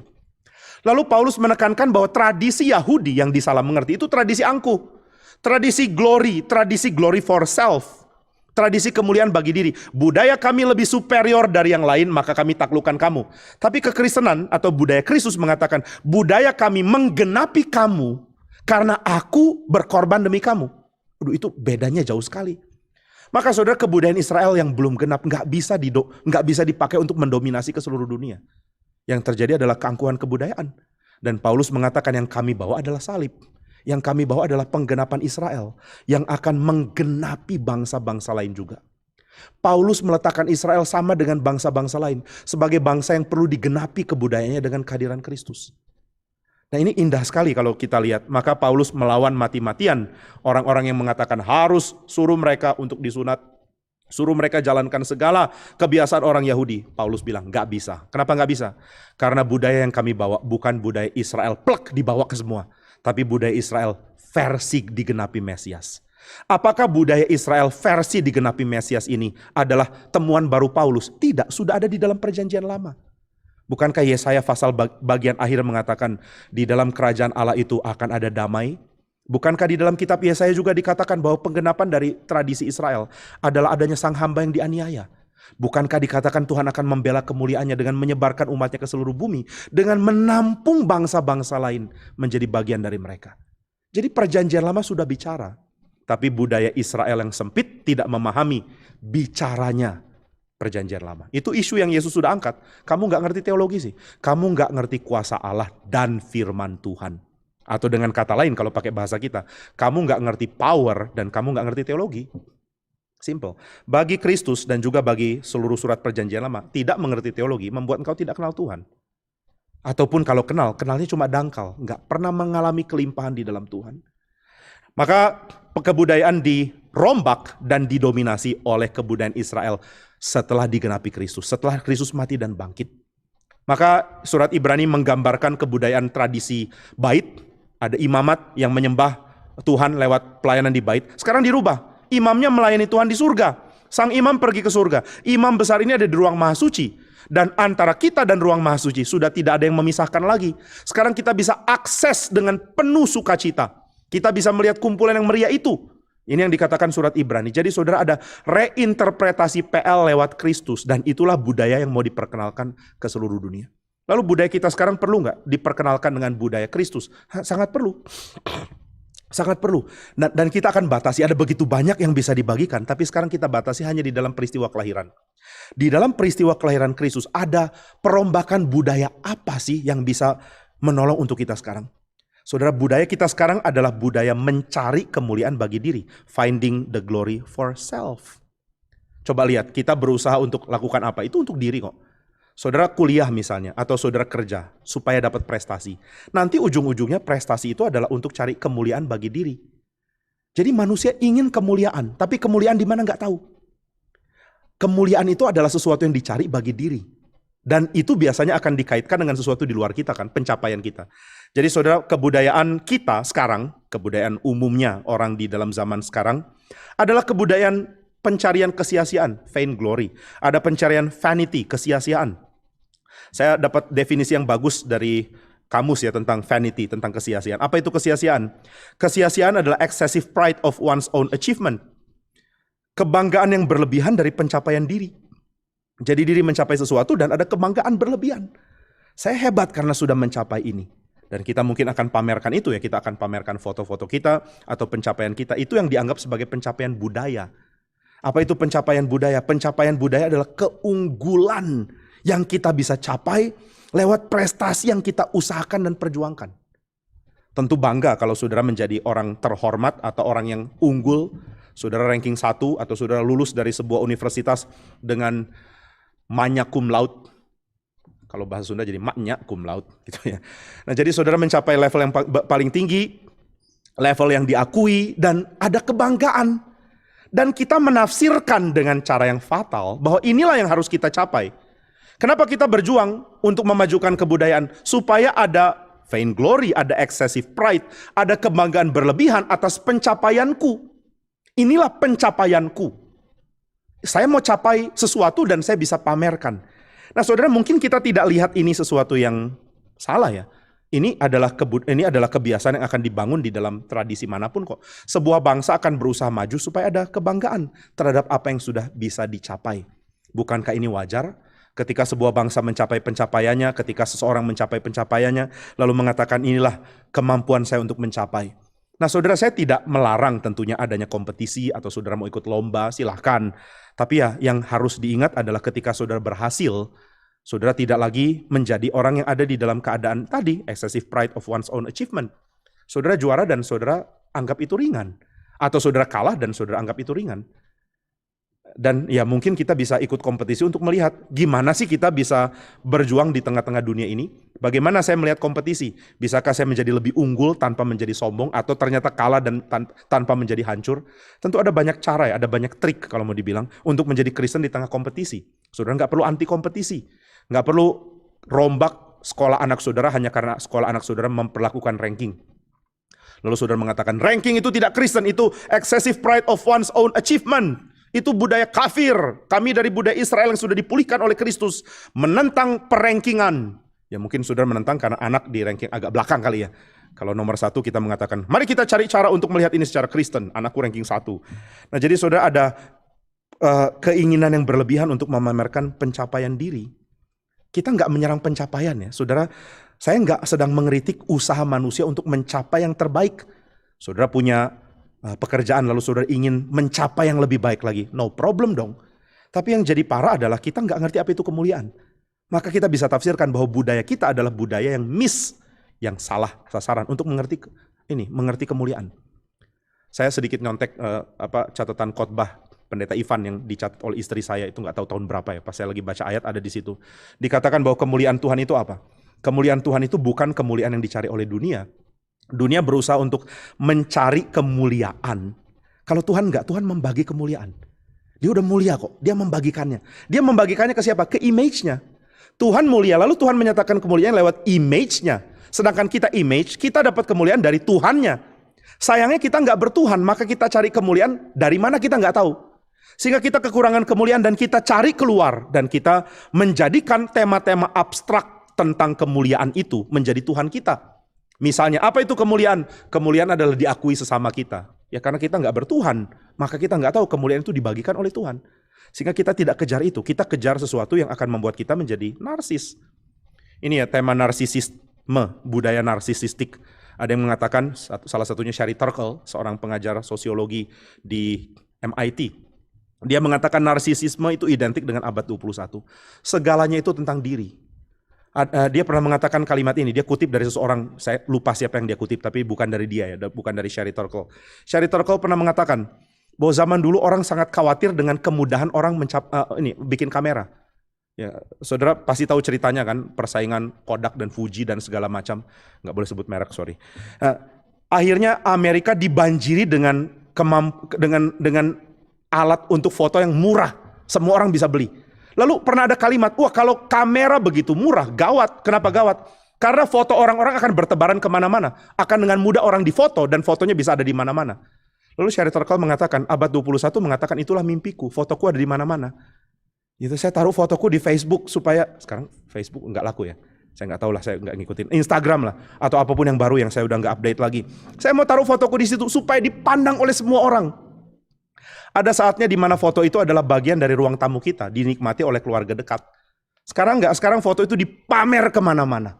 Saya ingin sekali diketahui oleh masyarakat dunia bahwa saya adalah saya gitu. Dan agak lumayan menakutkan ya, ketika kita berpikir bahwa diri kita yang diwakili oleh foto itu layak untuk dipelajari oleh seluruh orang loh. Saya nggak tahu berkat apa yang mau dibagikan dengan bagikan itu, tapi itulah yang jadi necessary evil-nya kita di dalam zaman yang narsis ini, sangat ingin untuk dikagumi. Ini yang dikatakan di dalam penjelasan tentang narsisisme. Apa itu narsisisme? Narsisisme sebenarnya adalah gratification from admiration of one's idealized self-image. Atau bahasa Jermannya adalah, saya nggak berbahasa Jerman, adalah usaha untuk mendapatkan kekaguman, merasa kepuasan, adanya kepuasan dari kekaguman orang terhadap diriku yang diidealkan. Bukan diriku yang asli sih, diriku yang diidealkan. Wajahku akan kelihatan 20 tahun lebih muda, jika saudara tentu umurnya 40 ya, kalau saudara umur 17 nggak masuk akal. Saya ingin menunjukkan wajah yang kelihatan lebih muda, yang kelihatan lebih langsing dari aslinya mungkin. Di fotonya pakai apa saya nggak tahu. Pokoknya ada idealized self-image. Diriku diidealkan, lalu dikagumi oleh semua orang.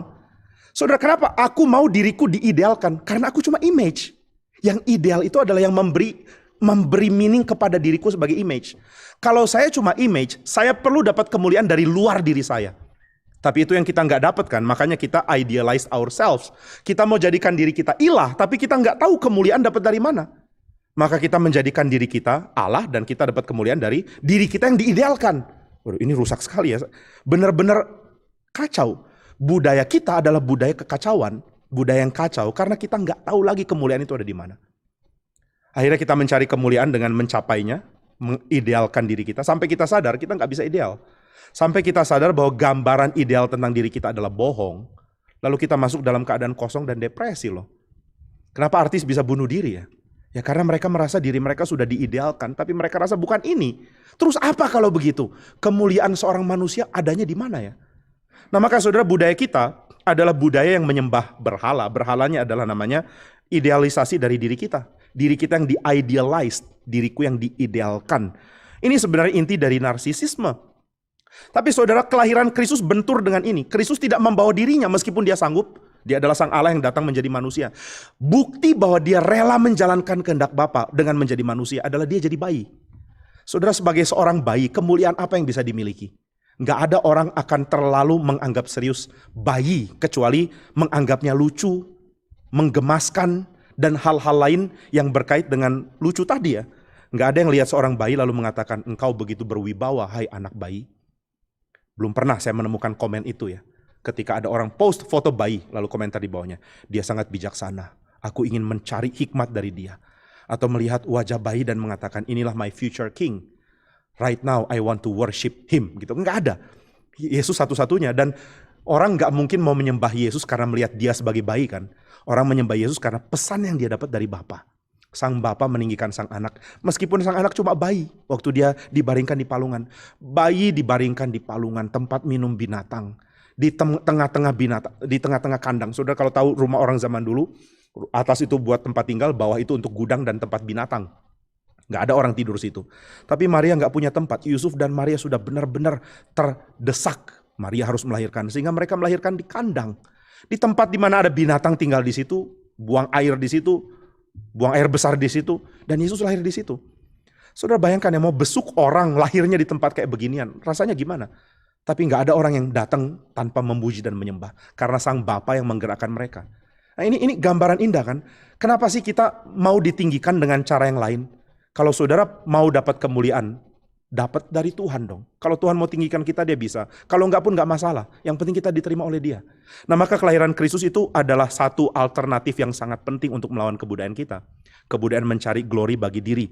Narcissistic gratification from admiration of one's idealized self-image.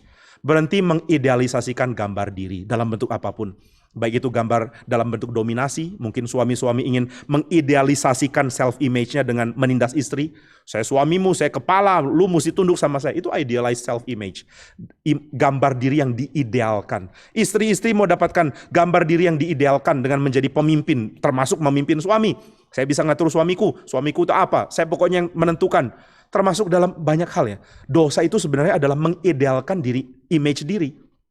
Saudara sulit mengampuni orang. Kenapa? Karena saudara anggap diri saudara kayak Tuhan, gak boleh dilanggar sama sekali. Kalau ada orang melanggar saya, itu adalah pelanggaran yang harus dihukum dalam hukuman terberat. Sebesar-besarnya, neraka paling jahanam. Pokoknya neraka level paling bawah. Lift pun hangus di situ. Karena engkau sudah menyalahi aku. Itu idealized self-image. Gambar diri yang diidealkan. Saudara merasa menderita dan merasa tidak layak menderita. Bukankah itu gambar diri yang diidealkan? Masa sih saya miskin? Loh, memang kenapa kalau kamu miskin? Anak Allah jadi manusia miskin kok. Kenapa kita nggak boleh miskin ya? Kenapa Tuhan bikin ada krisis ya di negara ini sehingga saya miskin? Loh, kenapa kamu nggak boleh miskin? Itu idealized self-image. Saudara mau idealkan gambar diri saudara sehingga saudara merasa saudara nggak boleh miskin. Nggak boleh sakit, nggak boleh disentuh oleh apapun. Nggak boleh digigit nyamuk bahkan. Kalau ada nyamuk, engkau sedang mendekati dewa. Ada ilah penting, gak boleh digigit. Siapa kita sih? Kita mengidealkan gambar diri kita dan itu problemnya sebenarnya. Maka kelahiran Kristus di dalam bagian ini aja. Seluruh kehidupan Kristus adalah kontra budaya yang penting sebenarnya. Tapi kita fokuskan ke kelahiran. Kelahiran Kristus menunjukkan ada seorang bayi dengan kemuliaan luar biasa. Yang bukan didapat dari prestasi bayi itu. Semua didapat dari bapaknya yang di surga yang tarik orang. Dan bayi ini gak menikmati lah. Dia gak menikmati disembah toh. Dia gak jadi GR. lalu mulai posting di Instagramnya, mana ada bayi kayak saya? Adakah bayi seperti saya yang ada orang dari jauh datang untuk besuk? Bayi-bayi sekarang paling jauh dibesuk oleh sesama jemaat, paling 1-2 kilo jarak rumahnya. Tapi aku dibesuk oleh orang-orang bijak dari timur. Enggak ada kemuliaan yang dinikmati oleh seorang bayi. Bayi tidak merasakan kemuliaan dipuji. Bayi menikmati kemuliaan dipeluk mamanya, disusui, dibalut dengan kain yang hangat dan nyaman pokoknya. Namanya bayi kok. Dan kita percaya Yesus benar-benar menjadi manusia. Dia bayi ya bayi. Meskipun dia adalah Allah, dia nggak berhenti jadi Allah sampai kapanpun. Tapi ketika dia menjadi manusia, dia tetap Allah. Namun dari sisi manusia, ya dia bayi. Dan bayi nggak pernah mempunyai kesadaran lebih daripada sekadar kesadaran bahwa dirinya dikasihi dan diakui di dalam sebuah keluarga yang kecil itu loh. Maka sudah ada kesederhanaan di dalam kelahiran Kristus. Karena kelahiran Kristus menunjukkan bahwa tugas manusia adalah mencari kemuliaan Allah yang ada dalam umat. Kemuliaan Allah ada dalam umat, bukan cuma kita, tapi seluruh umat. Dan inilah permulaan dari pernyataan kemuliaan Allah bagi seluruh umat. Karena di dalam kelahiran Kristus, ada usaha untuk menjadikan umat kembali menjadi kemuliaan Allah. Dengan cara Kristus menjadi bagian dari umat itu. Kristus rela menjadi bagian dari umat dan mengalami setiap tahap. Ini kata seorang teolog dari salah satu bapak gereja yang namanya Irenaeus. Irenaeus mengatakan Kristus mengalami setiap tahap manusia. Supaya dia bisa memberikan alternatif kemuliaan bagi setiap tahap itu. Apa sih kemuliaan seorang bayi? Kemuliaan seorang bayi yang nggak ada, kecuali kemuliaan itu adalah dia menjadi awal dari perjuangan untuk semua umat. Kristus menjadikan kelahirannya awal dari kebersatuannya dengan Israel. Dan dia akan melakukan banyak hal kemudian. Maka saudara, kelahiran Kristus menunjukkan kepada kita kemuliaan adalah dari Allah. Dan kemuliaan dibagikan oleh Allah. Seorang bayi kecil ini dapat kemuliaan bukan dari dirinya. Dan kemuliaan itu bisa diberikan oleh Allah dan dinikmati oleh umatnya. Kemuliaan yang paling besar diberikan ketika Yesus mati di kayu salib. Itu bukan untuk diri Kristus. Bapa sedang memuliakan namanya lewat memulihkan umatnya. Maka kalau ditanya apa itu God's glory? Apa itu kemuliaan Allah? Kemuliaan Allah adalah umat Allah hidup di dalam kondisi sebenar-benarnya sebagai gambar Allah. Kalau umat Allah hidup dalam kondisi sebenar-benarnya sebagai gambar Allah, berarti kemuliaan Allah dinyatakan di bumi. Karena kemuliaan Allah dinyatakan lewat image, yaitu kita. Maka biarlah kita menyadari hal ini, menyadari bahwa Tuhan sedang melakukan kontra budaya. Dan saudara akan menjalani kebudayaan yang baru, bukan kebudayaan Babel, bukan kebudayaan vainglory, bukan kebudayaan narsis. Saudara sedang menjalankan kebudayaan baru milik kerajaan dari Kristus. Yang menyatakan tugas yang harus kita jalani sebagai gambarnya, dan menyatakan kemuliaan Allah dinyatakan lewat seluruh umat hidup di dalam keadilan, damai sejahtera, kebenaran, kasih, belas kasihan, dan penyembahan kepada Allah. Mari kita sadari hal ini, bahwa kelahiran Kristus menggenapi rusaknya kebudayaan bangsa-bangsa dan berhentinya kebudayaan itu diganti dan didominasi oleh kebudayaan dari Kristus. Kiranya kita dipakai Tuhan untuk hal ini. Mari kita berdoa. Bapa di surga, kami sungguh bersyukur karena kami dapat mengerti bagaimana Natal merubah kebudayaan sama seperti Tuhan berencana untuk melakukannya. Dan Tuhan sudah nubuatkan itu 700 tahun sebelum Kristus lahir. Tuhan sudah menyatakan bahwa tidak ada bangsa akan mendominasi umat-Mu. Sebaliknya umat Tuhanlah yang akan mendominasi kebudayaan sekitar mereka. Dengan kesadaran akan adanya Allah, kerendahan hati, pengosongan diri, pengorbanan, dan kehidupan yang mengutamakan komunitas untuk menyembah Tuhan. Kami mohon supaya kami dimengertikan tentang hal-hal ini. Tolong kami begitu kurang, kami begitu sedikit dalam pemahaman. Dan Tuhan mau memberikan kami begitu banyak hal yang limpah dari kitab suci. Kasihani kami dan tuntun kami langkah demi langkah. Pakai hamba-Mu ya Tuhan, sebab hamba-Mu sama seperti kami semua juga hanyalah orang bodoh yang dangkal, yang kurang mengerti kedalaman firman-Mu. Tolong kami untuk boleh menikmati firman-Mu. Dalam nama Tuhan Yesus kami berdoa. Amin.